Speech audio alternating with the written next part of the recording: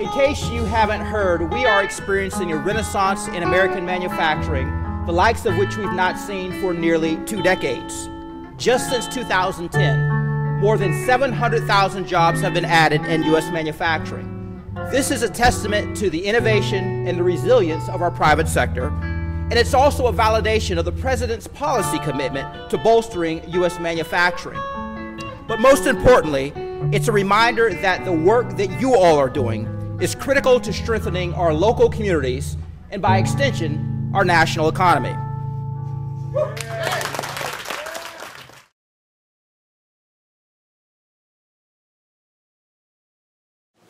My name's Hillary Knight. I'm a member of the family. The farm is owned by the Knight family. We've been here since the year 1720.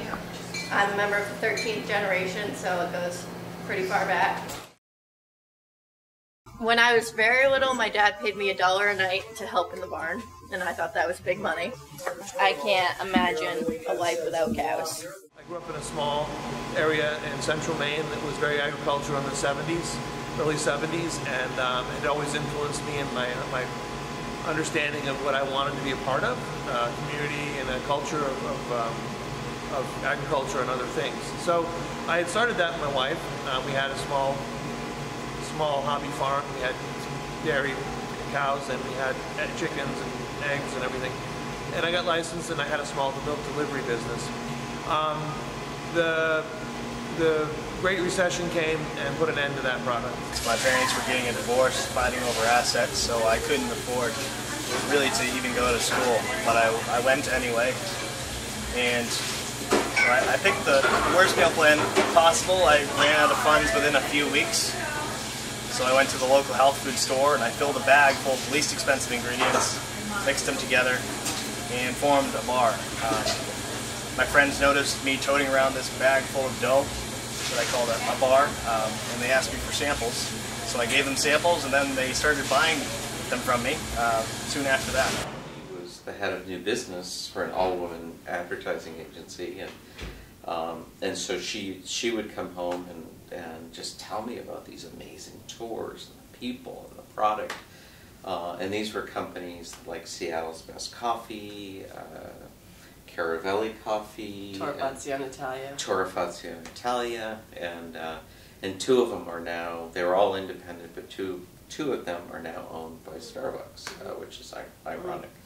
And so I started to become very, very interested, and I love the whole story of coffee. I love, quality coffee, and so I picked up a book called Coffee 101 by Kenneth Davids, and I read it. We started swapping beers at homebrew club meetings, and we really liked the style of beers that each other was into making. We had similar tastes. We were both very technical, very serious about it, and around 2012, one of us asked the other one what they thought about someday opening a brewery. I started my career in wealth management, so I used to be managing retirement portfolios on Congress Street.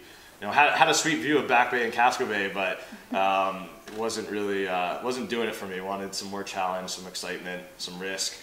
And they said, no, you're not the right people. We don't want to sell our business to you. And they had set a date that if they didn't find the right person, that they were just going to close up shop. And I, at that point, had a small retail bakery and cafe in Bridgeton, and a friend of mine had come in, and I was telling him about ideas that I had about wholesale products, and I was thinking about granola for a variety of reasons. And he said to me, well, that's interesting. There's a small granola company in Farmington for sale, and here's their phone number. So I called them. A plan is not a plan until you write it down. So that's why I have notes. You might use paragraphs, or you might use a calendar, or you might use numbers in an Excel spreadsheet, or it might be a bulleted list, or it might be on the back of a napkin, or it might be a sketch. But in any case, whatever your plan is, you've got to start putting it on paper in some form or another, or putting it on a wall. We have a big whiteboard in my husband's office at the brewery that's a calendar. And we use 8 different colored markers to indicate each of our different 8 fermenting tanks. And we have to write the brew day, the day it gets tested for diacetyl, the day that we crash the yeast out of the beer, the day that we dry hop the beer, the day we harvest the yeast, and the day we transfer the beer to the bright tank, and the day we the day we package the beer. All of those steps have to be written out on our whiteboard for every single one of those 8 tanks, for every single one of our brews.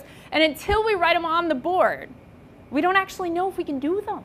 And after each day, they gave an assignment, and I would come in the next class, and I would finish that assignment, and again and again and again, and I was the only one at the very end that had a full business plan.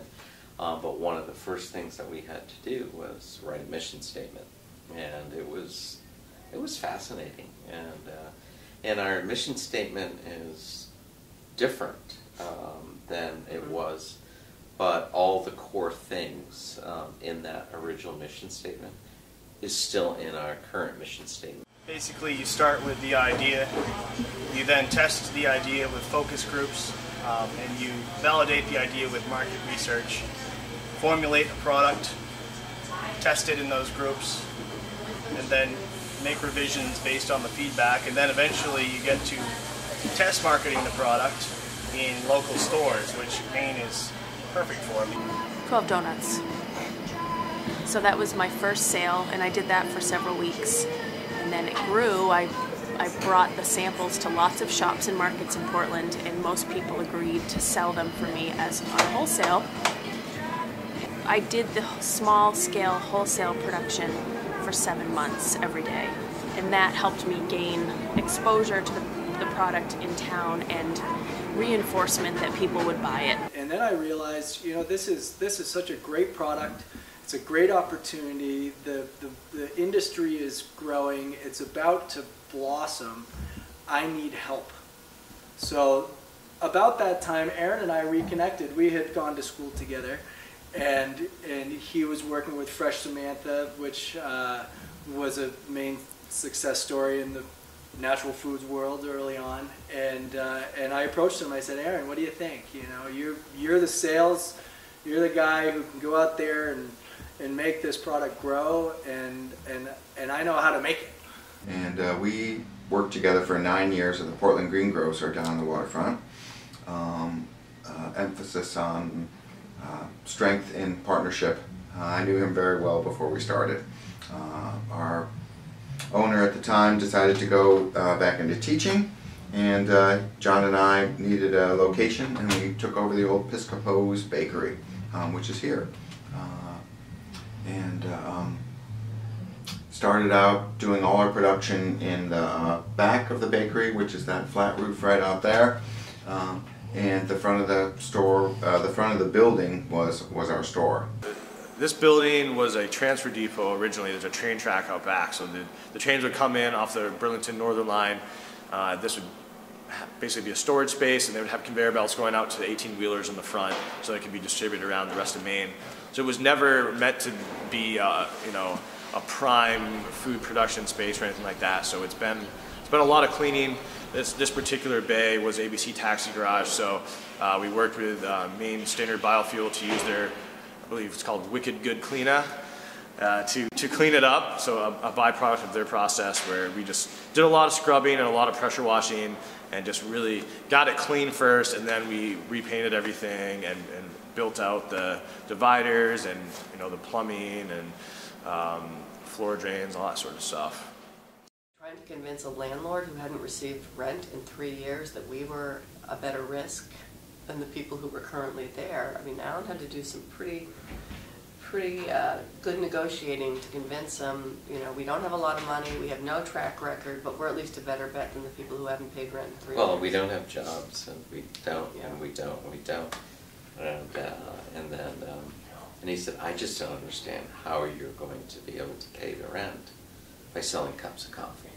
Signing the paperwork, signing the lease, ordering the equipment, that was kind of like the, wow, this is actually happening. And, you know, at that point we were still 6 or 7 months from brewing our first batch of beer, but that was the point where, like, everything started falling in place. We needed to start lining up contractors to install the boiler and get the electrical upgraded and all those sorts of things. 5 minutes before we unlocked the door, Mary Ellen looked at me and said, "Are you sure you know how to make drinks?" But you need to be confident enough to guess, because nobody has the secret sauce. Everybody guesses. So stop worrying about it and just write down your guesses. And then figure out how to articulate why that's the best guess that you could make with all the data that's available to you right now. Knowing that that's not all the data in the world. It's just the data you've got. And then you've got to own it. And so the day we opened, we projected 25 customers. The State Theater had just been restored. It had been a pornography theater. It now was an amazing music venue. And unbeknownst to us, Bob Dylan, who had not toured for years, decided to tour and come to the State Theater, and tickets went for sale our first day. We owe him a big thank you because we had 250 customers our first day. We opened in spring of 2014, which was a year ago, believe it or not. And yeah, it's been a roller coaster ride ever since. It's just the four of us. There's enough work for about 10 people here. And the past year has felt both at the same time like it's been about 3 months, and it feels like it's been about 10 years. A plan is not a plan until you start to do it. So don't talk the thing to death.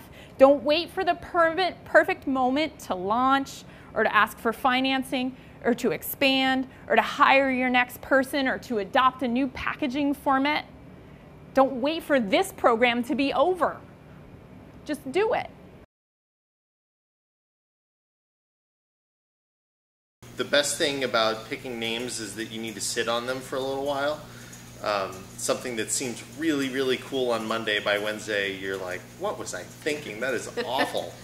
They were sitting at a kitchen table, and you can imagine a bunch of friends, and they were starting this in 1979, and they're kicking around different name ideas, which, you know, I'm sure there was a fun debate. Somebody just said, hey, this is a grandiose idea, and there was grandiose. The name Foundation alludes to the concept that beer is the foundation of civilization, and that some of the oldest written records are about beer. It's the oldest fermented beverage, and it drove people to stop hunter-gathering and started planting crops so that they could consistently have grains to ferment and feel good about themselves. So the inspiration for the name overall came from a lot of conversations with other folks in the beer industry, and the idea that craft beer is sort of a movement and that we're all kind of pulling in the same direction to make more people drink more better beer. And so that's the rising tide that lifts all those.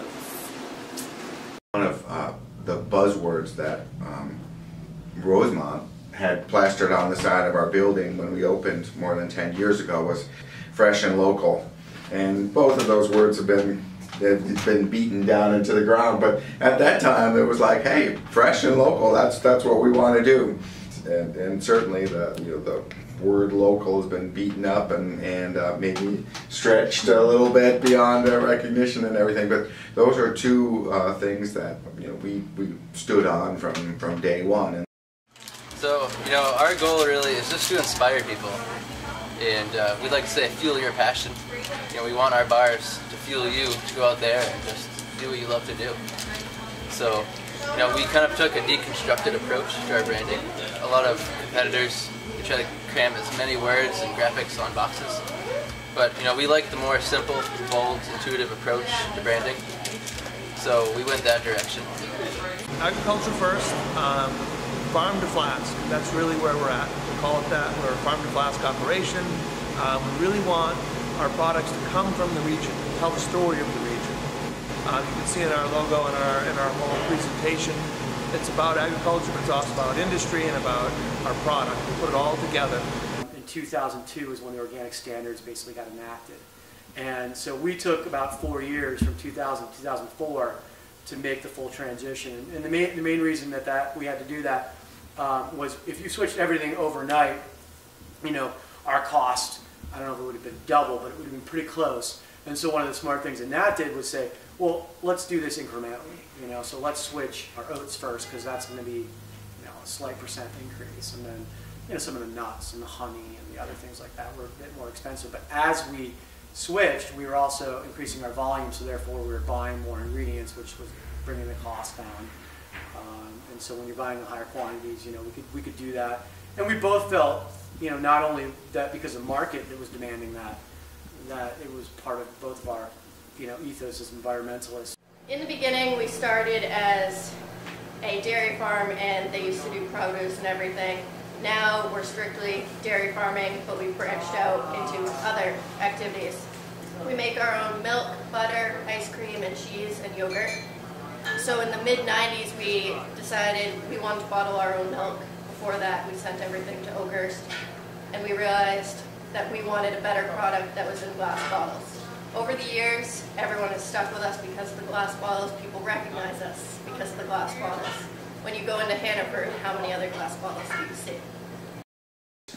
We're doing 100% wild fermentation here, which is very rare. It means that we're just using native Maine yeast to do all ferments. We're not pitching in brewer's yeast that's from Belgium or some laboratory in Kentucky or whatever. It's all Maine yeast. So as the apple or whatever fruit you're using is growing, yeast that's in the air and basically always floating, it's on your skin right now, it just settles on the skin. So if you were to pick up an apple, you see that white film on there, that's just the yeast.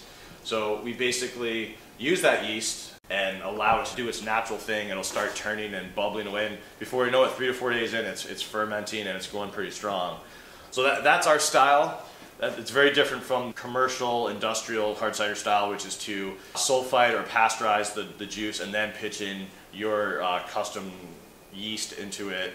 That creates more consistency, whereas our stuff has a little bit more character. We put on our bottles that there's, you know, rebatch is a little bit different. More of a wine where you have like the custom terroir of that month and year. We're about 22 hours a day at this point. Red guys come in around midnight, and they're here until about 9-ish. And then the savory team comes in and do all the soups, salads, chicken pies, all those kinds of things. And then the pastry team comes in around 2, and they work until about 10 o'clock at night. And they do all of the fruit pies, all the bars, quiches, and it's a pretty big production. We do all of the food production for all of the restaurant locations. There's 4, soon to be 5. 1 in Yarmouth, and the rest are all here in Portland. We have at least three pickups and deliveries coming through, mostly during the morning. We have a team of delivery drivers that picks up all the product in the morning and takes it out to the stores, and they bring back all of the seconds produce, anything that's been, you know, deemed not beautiful enough for our retail shelves, and it all comes back here, and we turn it into soups, salads, and pies and cakes and whatever else we can think of. We started here because my business before was in Bridgeton, and my wife and I found this building, and we bought it at auction. So we had the space, and the space was very inexpensive to grow with for a small company. So initially that was why. It was because, hey, we can do this, and we can produce product, be a wholesaler, and make a quality product wherever we want. Let's do it where we live. Let's do it where there's a workforce, potentially. At that point, we had very few employees. Now it's a much different story, and we've learned over the years that there's a really strong workforce in the rural communities of Maine. The upside to East Bayside was that it was very affordable. So you're looking at a rate in the $6, $7 range per square foot. If you go up the hill just 2 minutes, it's going to be more in the $10 range per square foot. So it's very affordable. Easy parking, those are kind of the upsides. We didn't know that there was going to be a lot of people joining us in East Bayside, but you know, it's been a kind of tradition almost now that once you outgrow your initial incubator space, you go and move on to a bigger facility. East Bayside has lots of these big old buildings that were used for electrical outfits or other sort of manufacturing that isn't in Portland anymore. We're happy to be one of the first here, and and hopefully can call East Bayside our home for years and years to come. We call it the beverage district, actually. These were industrial spaces that were, this was a huge truck repair facility. At the very same time Rising Tide signed on, we did, because of the floor drains, good water source, natural gas, easy, cheap. There's Coffee by Design, Bunker Brewing, Rising Tide, Farm Fermentary, Maine Meadworks, Oxbow. We're in an amazing little cluster.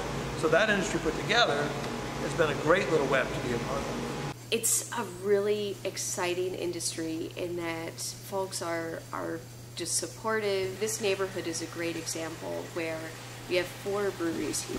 There's Allagash and 3 younger breweries. And it's supportive all around, and we draw larger crowds because of it. And folks will come into the tasting room and try our beers, and then they'll go to the next one and try some beers there, and get a full experience rather than just going out to one isolated place. Allagash and Bissell. We're going to finish with Allagash. We did Bissell. You should go to Rising Tide too. So yeah. Rising Tide and then Bunker right around the corner if they're open. So certainly there's there are a lot of products for people to try and to experience, but with craft beer, you want to be trying a lot of different stuff. It really is a benefit to all. What's your favorite so far? That's a good question. We haven't even tried these 2 yet. What do we have? That's the Eddie, and this is actually cherry pie. It's a cherry infused beer. I want to try that one. Change up for me. I'm not sure. It might be a little strong for you.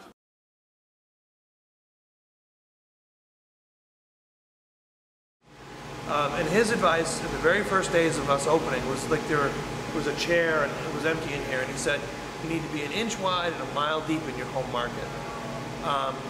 Own it.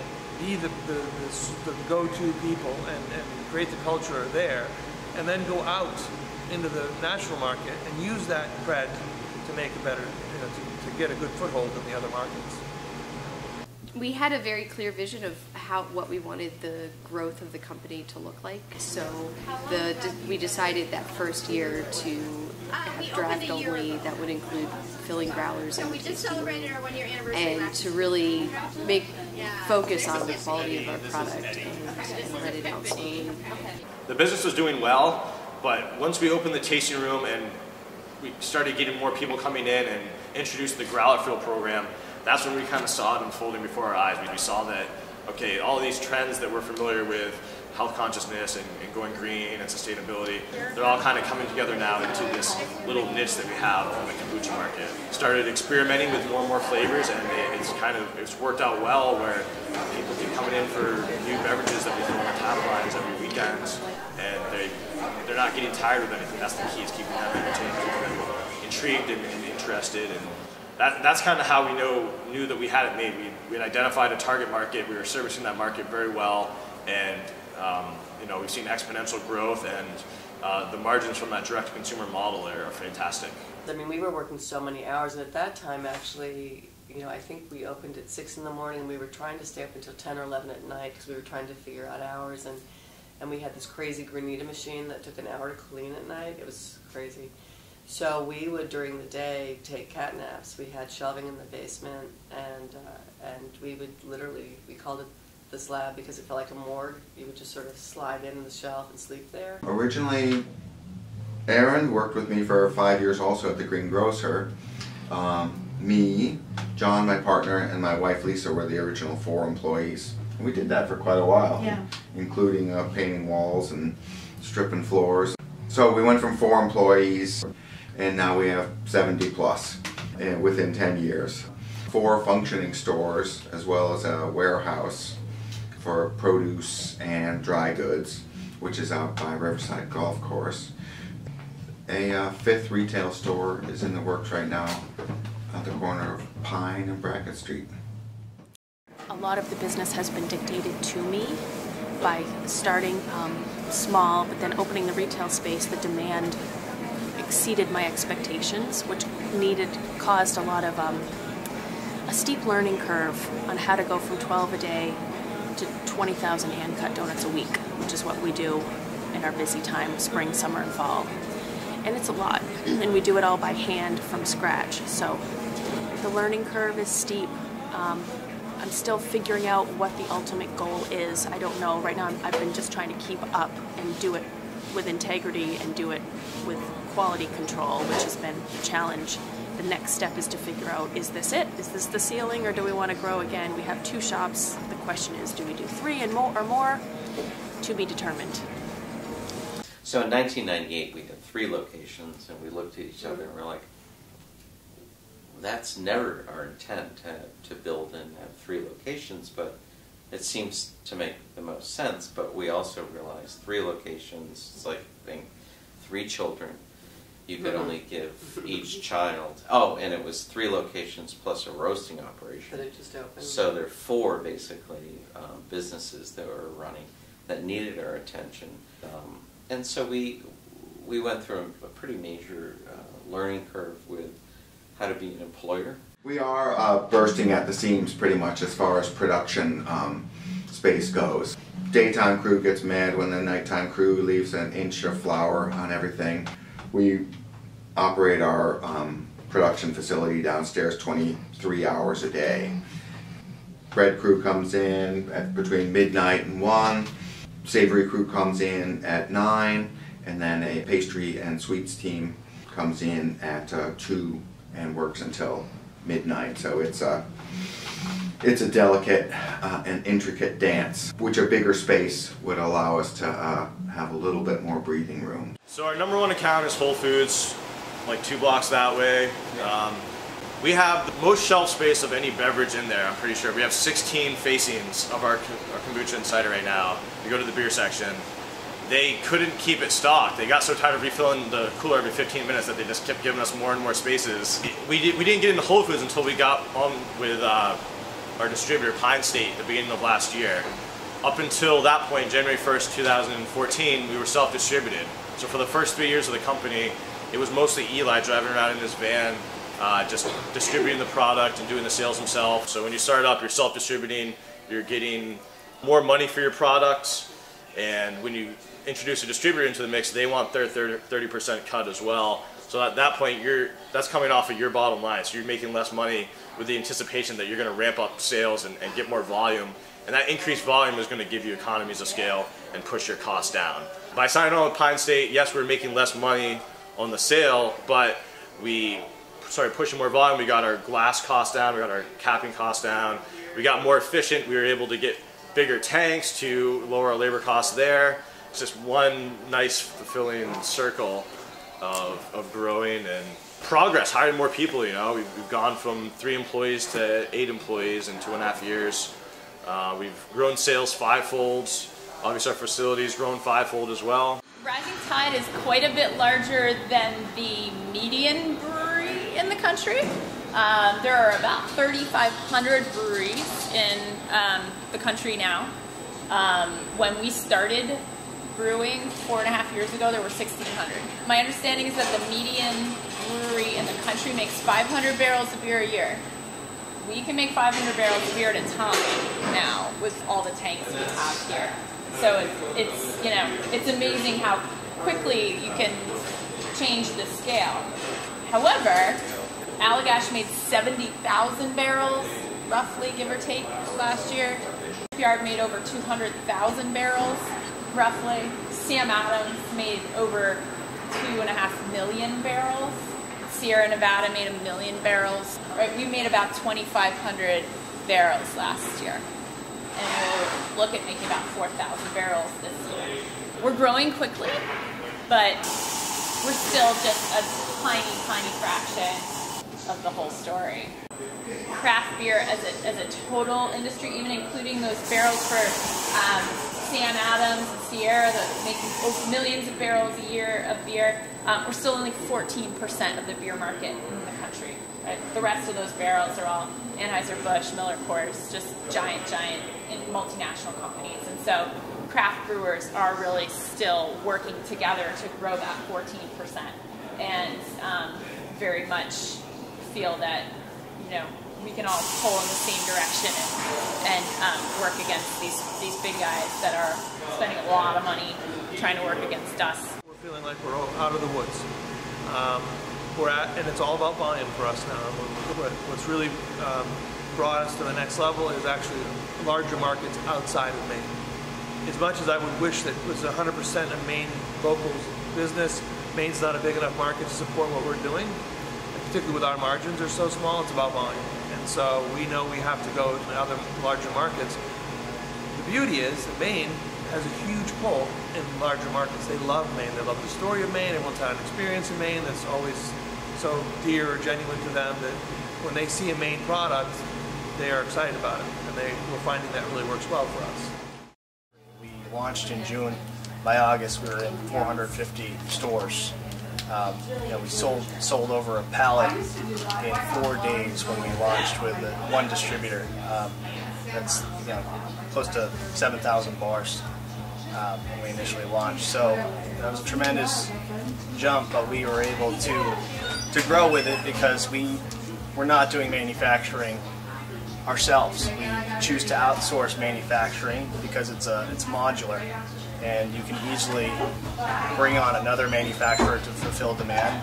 We have backups in different areas of the country even to ensure that when we grow, we will have the ability to supply growth, because when an opportunity presents itself, you have to capitalize on it, or else it will be lost in this industry. There are so many other brands competing, and we have to be right there with them, ready to come to bat. Manufacturing can be a huge financial barrier as well, and we would not have been able to launch if we were to self-fund and raise capital to build our own manufacturing facility. Go back to your plan and see how you're doing, and write that down too. Why? Well, because it'll help you make better guesses when you write your next plan, because there will be a next plan. We've expanded 4 times. We've been in business a little over 4 years. We're already figuring out how to expand the next time and the next time after that. So there's going to be another plan, and you got to be guessing and checking all the time. There is no limit. I mean, coffee and donuts go anywhere very easily. If you look at Dunkin' Donuts, you can see that they have managed to bring a different product, but a similar product, to multiple locations in every town in the country. So if they can do it with that product, I feel like I can do it with a high quality, wholesome product. Right now I can tell you that our fryer is off from 12 noon to 12 midnight every day. So that's a 12-hour span of time that we could be producing more. The question remains, who would take it? Do we want to sell to Hannaford, or is that not the right fit for us? It's a fresh product day to day. I don't know if we want to get trucks to every Hannaford every single solitary morning. Probably not. Could they package it and have a 3-day shelf life? That's not the best for our product either. So it's like a rabbit hole once you start to look at how to grow and what makes sense for your product. People say, why don't you franchise? Would you sell me a franchise? All that kind of stuff. And I say, well, I don't really have a product to sell you yet. I'm still developing this as the product. So there's no franchise to sell yet. Multiple locations is another conversation. I don't have the energy yet to open a 3rd location. 2 is incredibly all-consuming. As a single mother, there's a lot to it, and it takes a lot of daily tending. And so Freeport is definitely Maine's sort of talking point. It's the draw of Maine in a lot of ways. It's the retail mecca of Maine for sure. Everybody that goes through Maine has to stop in Freeport on their way through. And so we're finding already, we've only been open for about 2.5 months up there, and it's better than we could ever have expected, and it's been the doldrums of winter. Our brand presence has expanded dramatically. We have a full national reach through one little retail location. And we're getting response from all over the country. I'm now getting calls from Florida, California, Chicago. They want our products. The problem is, our gating item is capital. To make those markets, I need to make more product. We could have added more tanks last summer. We could have hired somebody last year, but we are trying to make sure that we grow responsibly and that we're prepared for the growth that we're getting ready to take, that we have plans in place, and we're not just growing and then sort of figuring out how we're going to handle that growth once we're already there. So that's one of the ways that we're looking at hiring staff and adding tanks this year, is that we know that we have the capacity to use them, and that we have the people to help us use the equipment that we're expanding into. So it's challenging to hold those things back until you're ready for them, because right now we're running out of beer. To grow just to grow doesn't really make sense, and I think you can see both small and large businesses that have done that over time, and then may regret it. I'll use the classic example in the last decade was look at Starbucks, right?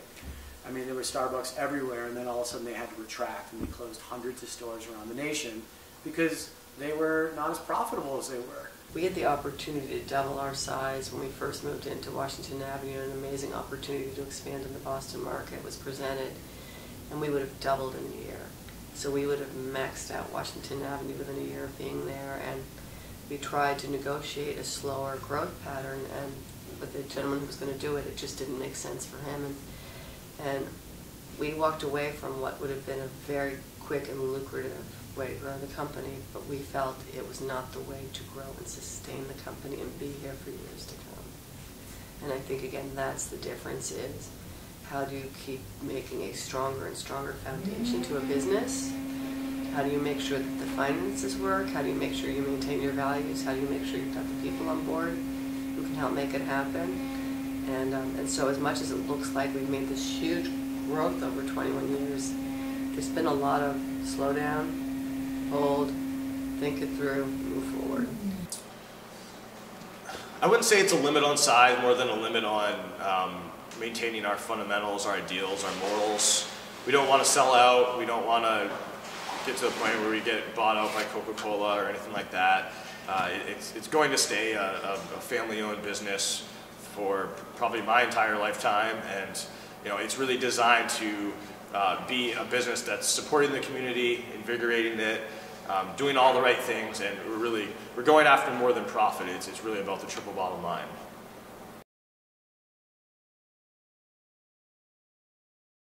One of the nice end results, of course, in the growth of it as a product is that more acreage is being planted with organic oats because the demand is larger because we've helped create that. We used to grow a lot of grain here in the state, but when things moved to the Midwest, a lot of that manufacturing left.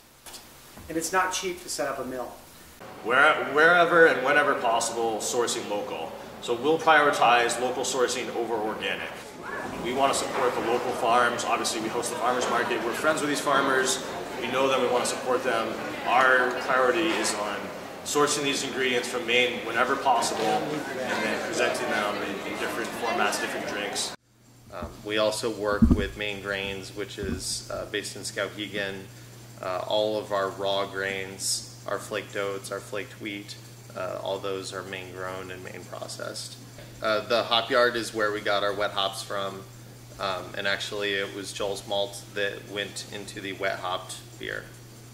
So that was our 100% Maine wet hop saison that we released in August. So where we can and get the right product, we try to use local. Farmers are coming out of the woodwork, so to speak, in order to bring us products, which is really nice.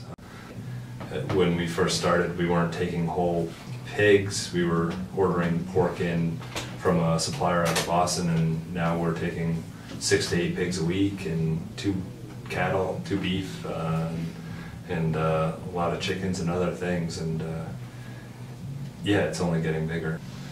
It's nice to be able to have a selection of locally produced meats and kind of be able to offer those up to the community, and then also have the community buy it and support those farmers as well. The buttermilk we get from a local dairy, Casco Bay Butter.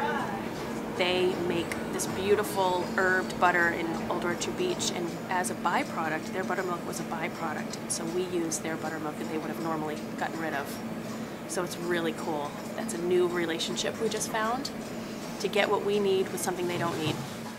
Before we had the warehouse in Jason, you know, the farmers would call me directly and say, you know, I've got strawberries with slug bites.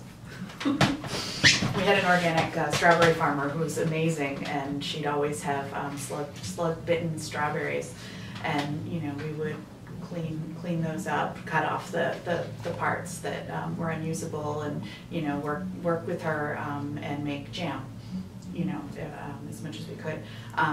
You know, and now Jason at the warehouse will call and say, hey Erin, you know, one of our farmers has a really great deal. She needs to move some butternut squash. What price do you want to pay? Or she wants to sell them for this price. How much can you use? Can you use it? And he'll give me a couple days notice that something's coming, and can we use it? Can we think of something? Can we make soup? What can you do with this product? Which is really cool. It's kind of it's a really challenging job that Erin has, adding value to the stuff, and you can't just churn it out. It has to be good. So everything we collect on site, we have a big manure pit, and we also have a compost pile for extra hay and whatnot that they don't eat. And my brother owns a landscaping company, so he uses the compost. But all of our manure from all the animals gets put on the fields early spring and late fall to cycle it back out there, and then the animals will eat the grass and reproduce the waste and continuously eating and refertilizing. So it's giving back to the land what we took from it. We are also looking forward with our new facility, and our goal there is to ultimately be completely off the grid and to generate our own solar electricity, which of course has its own sustainability attached to it, where everything would be right there. We wouldn't be reliant on fossil fuels or foreign sources, and it's more localized again straight into our product. How do we look at the environment? And you know, we were very, I think we were probably a little bit more on the forefront of the environmental responsibility and sustainability at the very beginning. But it was like, how much can we not throw away? And we continue looking at that. What materials are we using? From paints to woods to, so we've always had a real outlook on that, how we view our carbon footprint. The mash lauter tun has a trap door right over here that you can see, and that trap door we're going to open up when we're done and dump the grain out. We've rinsed a lot of the sugars out, but it still has some. And it's really great supplemental feed for things like sheep. So as I mentioned, it's going to go into the trailer out back, and our sheep farmer comes and picks it up and feeds it to the sheep. And then we get to have things like the lamb that we had at our beer dinner last night, which was raised out of our spent grain, pairs beautifully with our beer, and completes the circle of life, I suppose. You know, people will go in the roastery and they'll be like, oh my, you're huge now, and this must have more negative impact on the environment, and letting them know, you know, we did invest in 2 new roasters, which are incredibly efficient and are smokeless, and that they actually collect the coffee chaff in a way that we weren't able to before. So we're actually able to give coffee chaff, which is great compost material, to the permaculture hub down the road. I think, to me, one of the scariest things in the world right now is genetically modified organisms, because to me, many things in life, as a human race, we've been able to hit the restart button. Even the cleanup of our rivers. If you think about what's happened in the last 34 years, we've been able to clean those up quite a bit. But when you talk about GMOs, once those seeds, genetically modified seeds, get into our environment, either through the wind or birds or etc., you can't hit the restart button on that. I mean, you just can't, and it starts adulterating some of the pure seeds, the organic seeds. It's really scary, and so to me, that's like probably one of the more sustainable things we do aside from owning a sustainable business.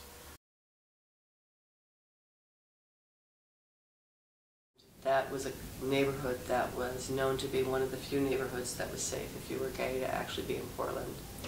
And then having the AIDS project across the street and seeing a health issue that we really had a sense of. This is something that we need to really be part of raising awareness of, that it does exist and we need to be open and talking about it. So we still, on World AIDS Day, shroud our work and have red ribbons for people. And in the early days, that was controversial.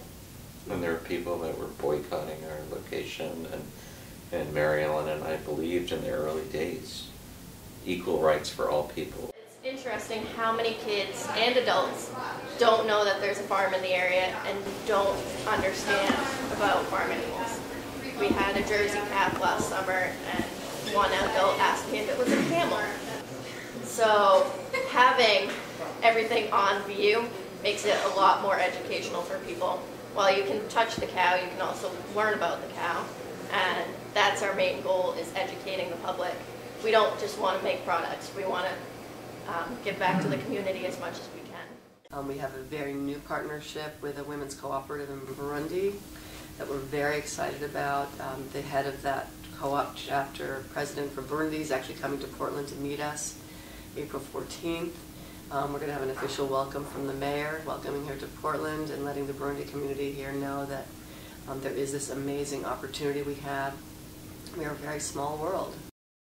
Really just trying to be innovators and leaders in the industry by doing things that people normally don't do in our industry. I mean, you'd be hard-pressed to find a winery or brewery in this state, or maybe even in New England, that also has a food hub and hosts a farmer's market and does education and building a greenhouse and doing all these things that require resources and affect your bottom line but are important in the grand scheme of things. We have the foodie movement, period. Back to the land movement, generation 2 or 3 or whatever we're at. Agriculture and the story. The foodie movement in Portland especially, but Maine in general, is also burgeoning. The whole mixology culture ties in really well with the foodie culture. The amazing restaurants that Portland and greater Portland and even, central and down east Maine have, inland Maine even. We have a really great space to fill in with that farm. We're going to dovetail with those guys. Someone asked me, if you weren't a socially responsible company, would you have grown faster? And it's like, I can't separate our growth from the values. That's part of the success. That's part of the magic, if you will, that creates the company. And but literally at that time, that's when we started saying we need an office manager and we need to start thinking about a general manager, because we can't do it all. And that for us, that was a really bittersweet moment, because we needed to sort of let go of the day-to-day, that we're still very much hands-on, but we needed to really focus on the big picture. How are we going to grow this? I tell people it's like we're pilots and we were used to being on the little plane, and now we're on the 747. We needed to really figure out this different animal and how we were going to fly it. Yeah, I think sustainability means that you can sustain your business, right? So foremost, before you even talk about the 100% organic, non-GMO, which are all the things that affect, of course, our earth and our bodies, I think that your business is continuing to sustain itself and is going to be there for years to come. And so the fact that we've been in business 36 years, and that Nat and I have been partners for 15 years, I think is a definition of sustainability. And the fact that we're 40 times the size that we were when we partnered 15 years ago, and that we haven't changed the principles of the company, meaning that we're still handmade, that we make it in small batches, that people mix the products. Now, certain things have changed. We have a bigger team, but it's still sustaining itself, and we still know each other's name, and we still interact in a professional and efficient and fun way.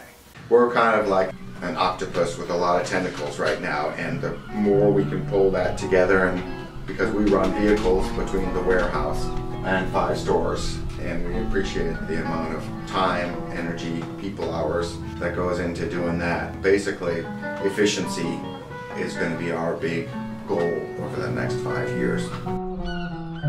That's a question that we've over the years we've asked ourselves many times, and we've even written down our answers, and then we've gone back and looked at them years later, and it's always a good laugh in a way, because you have these aspirations and you think, well, this is what we're going to do, but you really never know what's going to come at you. So ultimately in 5 years, we might say, well, we didn't do what we were planning, but we did something else completely different, and look at that. I can tell you that we're hopefully going to be having more fun and likely be a little bit bigger of a business and have a bigger family of people. But exactly where and what we're going to be doing, I'm not exactly sure. Or the same. Grayer though. Grayer.